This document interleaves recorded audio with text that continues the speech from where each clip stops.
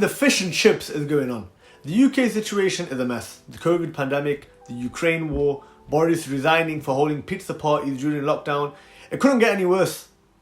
And then it gets worse. On the back of rising costs and choosing between heating and eating, how did the UK government decide to deal with the issue? Did it A. reduce tax for the average person, B. reduce tax for everyone, or C. reduce tax only for the wealthy? Correct answer, C. That's right. When the poorest portion of society struggles, it only makes sense to the British government to help the richest. This is the nature of capitalism. As oil companies make record profits, the fuel bill for the average person affects their daily life. But instead of blaming the system, the blame is shone onto the person, and the unfortunate Kwasi Kwarteng, he was booted out of politics. If you assume that the people who run a country should be the most competent, intelligent, empathetic, and moral people of society, you'd be mistaken. Politicians today are some of the least competent and credible people in society.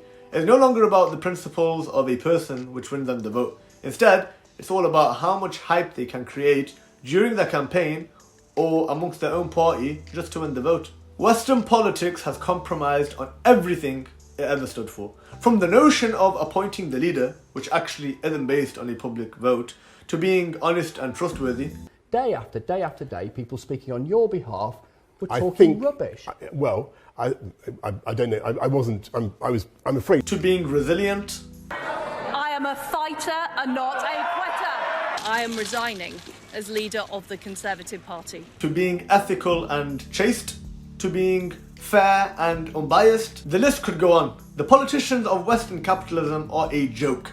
Take Home Secretary Suella Braverman as an example. She was all for sending asylum seekers to Rwanda and reducing the migrant entry into the UK. There's just something which doesn't feel right. Oh yeah, she's from Indian origin herself.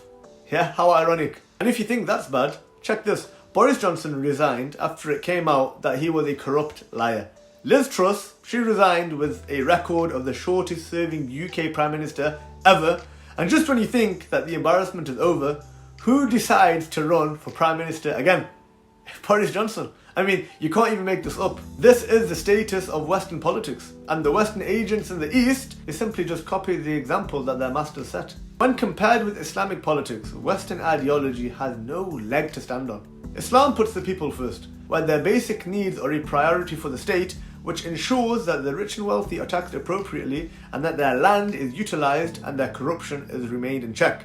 In fact, commodities like oil, gas and other natural resources are forbidden to be privately owned, eliminating the possibility of monopolization of land and vital products and opening opportunities for jobs and land ownership. Unlike in the West, where the ruler is selected by a biased elite segment of society in the search of mutual benefit, the selection of the ruler in Islam is by the people based on merit, principle and their piety in front of God.